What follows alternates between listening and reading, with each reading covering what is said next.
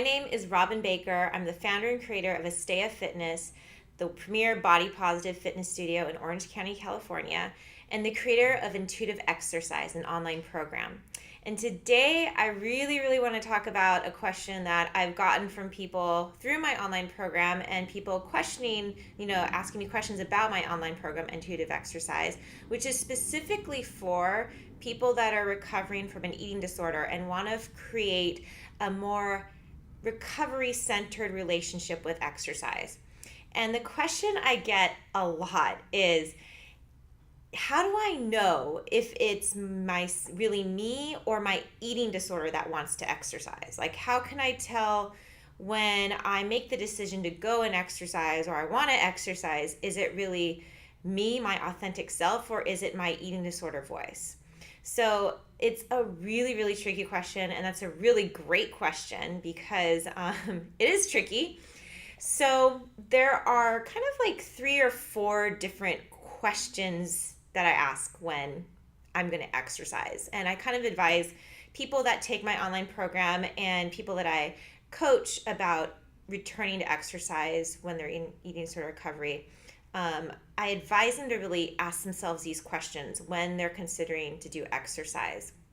So say it comes to the time when you've intuitively scheduled your exercise, which is a whole nother section in that online program, but you've intuitively scheduled it and, you really want to exercise, but you have this feeling like, I don't know if this is like my eating disorder talking or if I really want to exercise.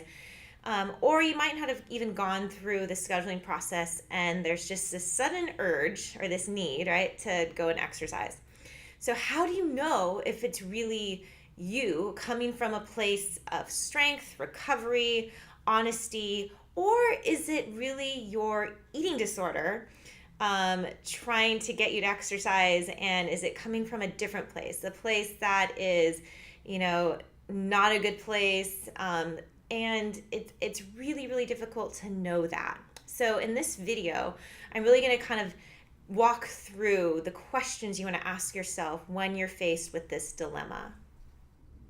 The first thing you really want to be aware of when you're making this decision to exercise and trying to decide if it's your eating disorder voice or your authentic voice kind of motivating you to exercise is there a sense of urgency? Like, do you have to exercise right now? Like, it has to be done now. And if there is a sense of urgency, that can be a red flag that it is your eating disorder trying to have you exercise for one reason or another. That is one of the overriding emotions to let you know, or feelings that let you know that it is your eating disorder kind of running the show. So along with this sense of urgency, right, we might have this sense like, oh my God, if I don't exercise right now, the sense of urgency, I feel like I'll crawl out of my skin. I feel like I'll feel disgusting. These really disgusting feelings about your body and uncomfortable feelings about your body that are so unbearable. So it's different from like, oh, it just makes me feel kind of guilty that I'm not going to get to exercise right now, or that kind of sucks. I really wanted to go to that yoga class, but I can't because I don't have any childcare. So whatever. That's kind of like, it's not a big deal. I'll do it tomorrow, or I'll do it next week when that class comes around again. And it's not like this huge overriding deal. The sense of urgency is like, it needs to be done now or else I will not be okay.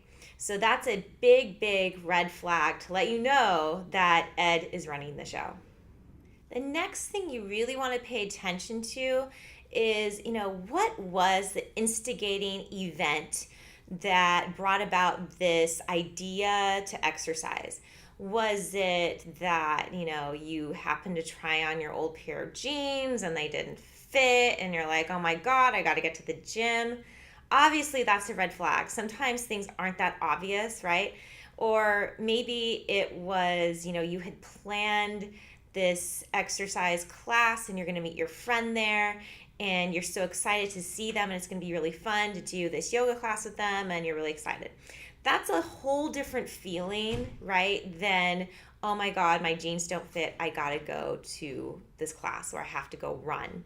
So looking at that instigating event of why you're exercising and what is the reason behind that trip to the gym, to put on those running shoes, to put on those walking shoes, to pull out the exercise DVD. Like, what is the instigating event?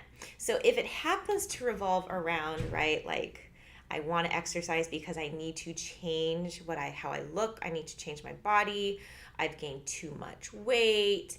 If it happens to have those type of thoughts attached to the action of going to exercise, that is definitely a red flag.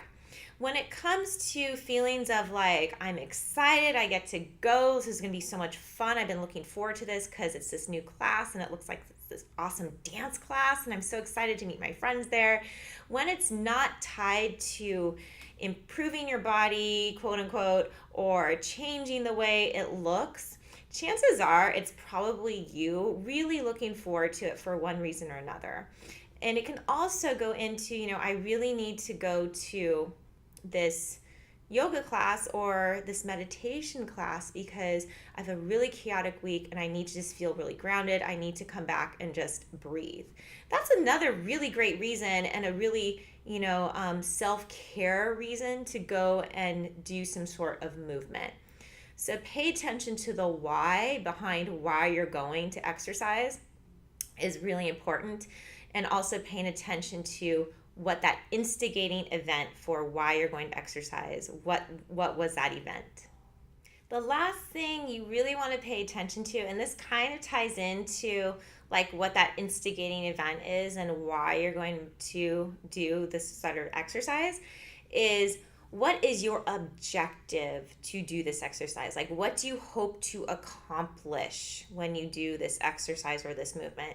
Do you hope to feel better in your skin in a way that is like, I'll feel thinner, I'll feel more toned, I'll feel like my muscles are more toned or showing more, I'll feel less fat. If it comes to those types of like, those are my objectives, and you really have to be honest with yourself, what are your real objectives?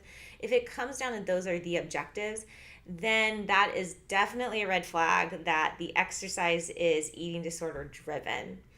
If your objective is kind of like what I used in the last example, to feel, to reduce anxiety, to reduce stress, or to reconnect with friends, to get more energy, to have fun, then that's more of like, okay, these are objectives and goals that have nothing to do with the size or shape or weight of my body. One big thing to pay attention to is the stress objective. So, right, I used this a lot when I was going through recovery and was still obsessively exercising to some extent, was that I would say, I'm going to go exercise because I'm so stressed. And what I was stressed about was the food I was having to eat in my recovery, in my food plan. And obviously exercising was going to reduce that stress because I'm thinking I'm burning calories. Therefore, the stress of eating the amount of food I'm supposed to eat is going to be lessened. So that is a big red flag for that's it's ed motivated as far as your exercise goes. So even though, yes, stress relief is an amazing objective for incorporating exercise into your recovery, it can also be a red flag. So really pay attention to, well, what are you trying to reduce stress around? Is it around your food? Is it around your eating sort of recovery? Is it around the new behaviors you're trying to incorporate into your life that feel stressful? And exercising will make you feel better because you're quote unquote burning calories, you're controlling your body. So that's something to really pay attention to. I'm all for exercise for stress reduction, but that is something you really want to keep your radar on. So that's it. I hope this video was super helpful for you. If you're still confused about, is it really, me that wants to exercise or my eating disorder, please feel free to contact me in the link below. You'll find it in the description where you can get through my website, and you can contact me there and ask me your questions.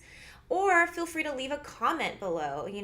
This is what I experience when I'm trying to decide if I should exercise or not in my eating disorder recovery. Is it really me or is it my eating disorder? And I'd also love to hear, like, what do you do as far as trying to decide, should I exercise or should I not exercise in your eating disorder recovery? Leave your comments below. I love seeing the feedback and I love hearing your voice. And thanks again for watching, and I will catch you next time. Bye.